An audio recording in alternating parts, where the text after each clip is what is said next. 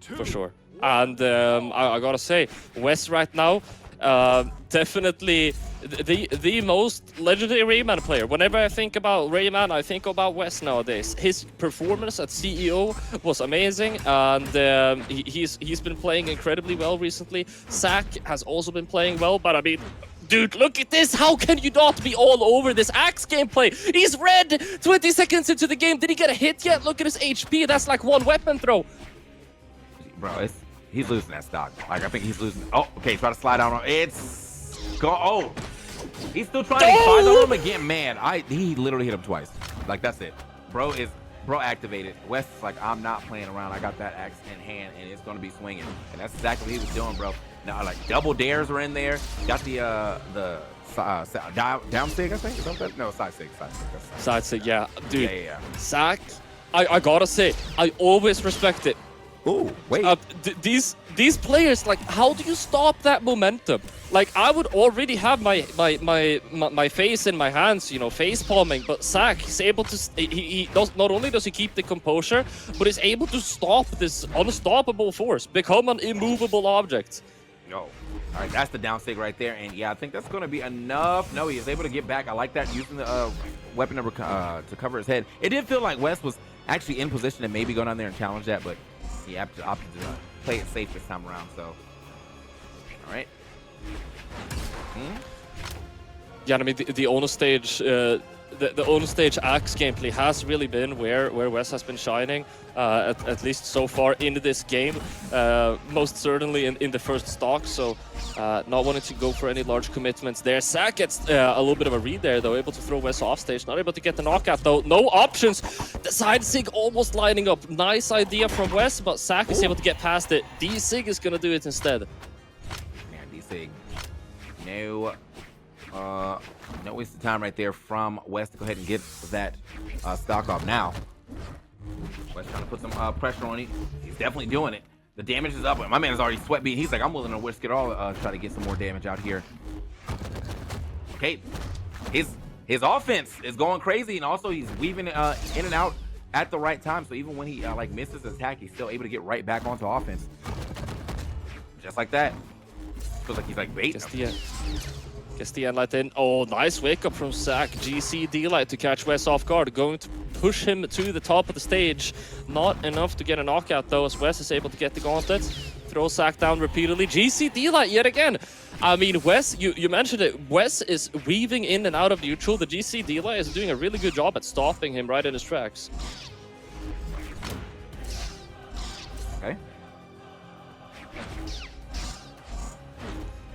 Bro was trying. Okay, hold up. He's actually getting back into it, though. Like, I mean, even though Wess really has been kind of controlling most of his match, it's definitely starting to escape him here at the last hour. Yeah, my man actually turned this into a dub, though. Oh, just once there, and he's way out there. Wow. Yeah, oh, he actually is. He just can't even come back.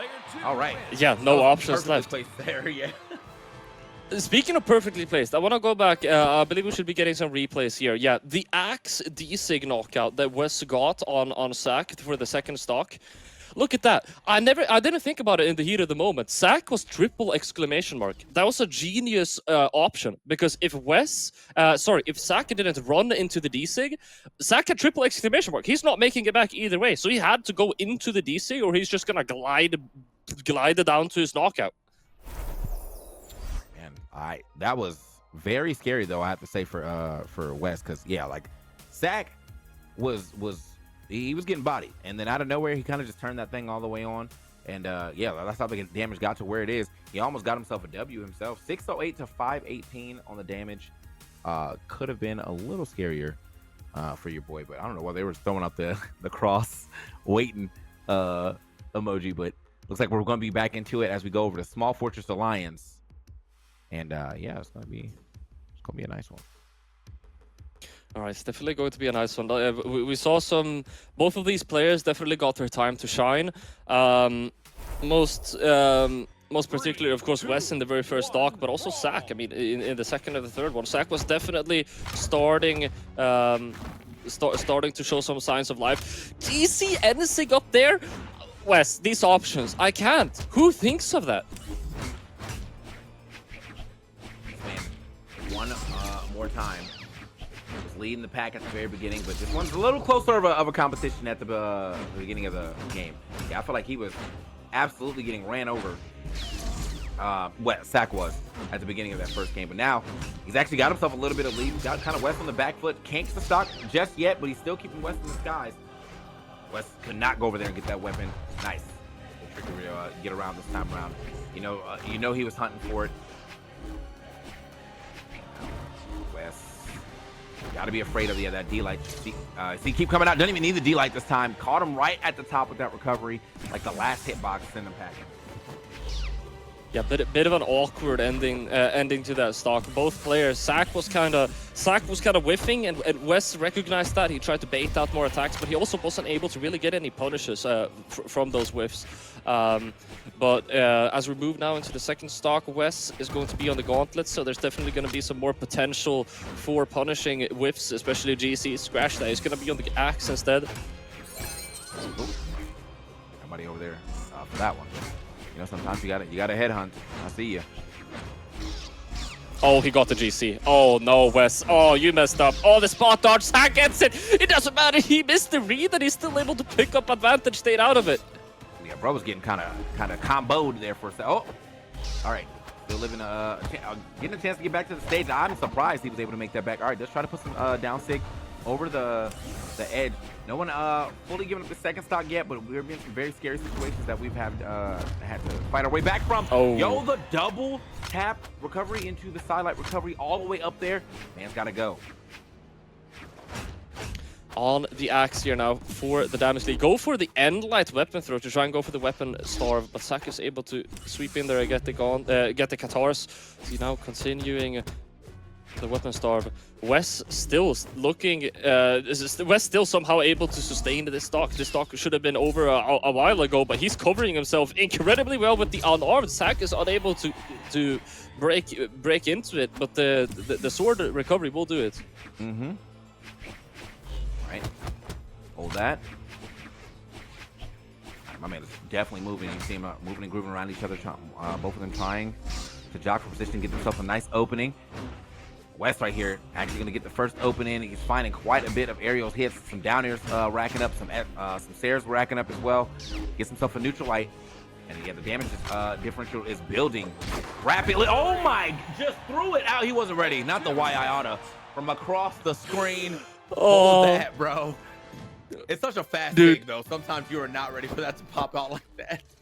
And Wess loves using it, especially when you use it with the dash. It's also a little bit misleading, not only because the dash gives you more range, but you're actually charging it up while you're dashing. So you reach that max length a little bit faster than you might think. You get kind of it's a little bit of an illusion.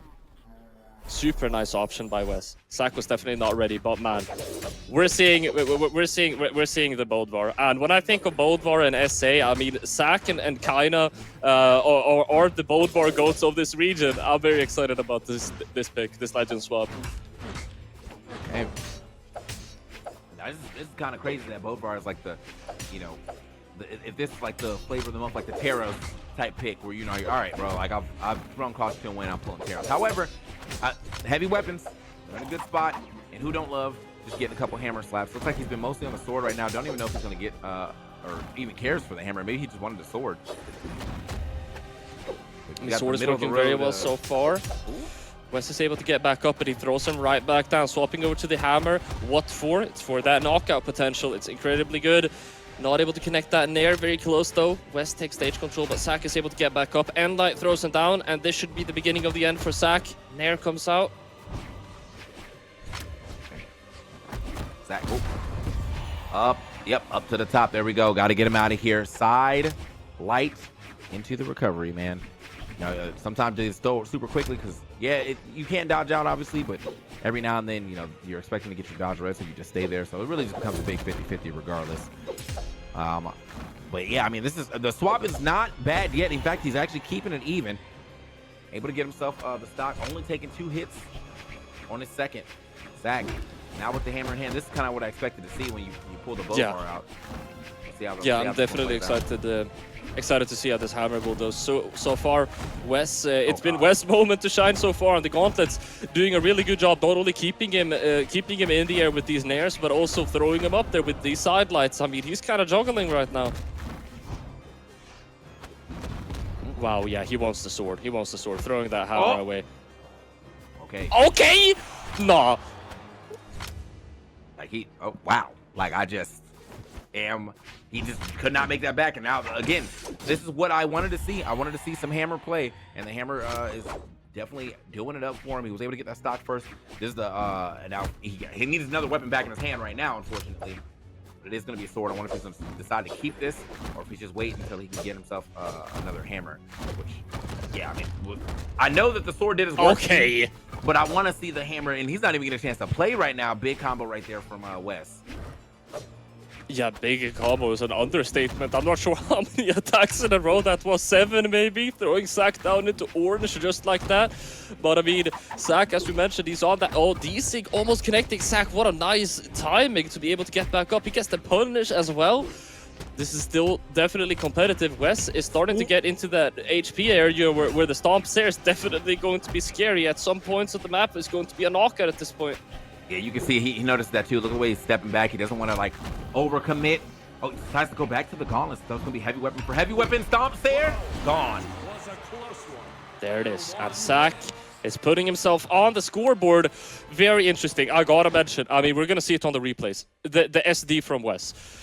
SAC did 144 damage less than Wess and still managed to win. Mostly because of that SD. It would be the reason of that damage discrepancy. So still, I mean, you're giving him it's giving him that mental boost that might be able to make him succeed in future games here as well. And we're seeing another legend swap. TK, do you wanna go on ahead and tell us what that is?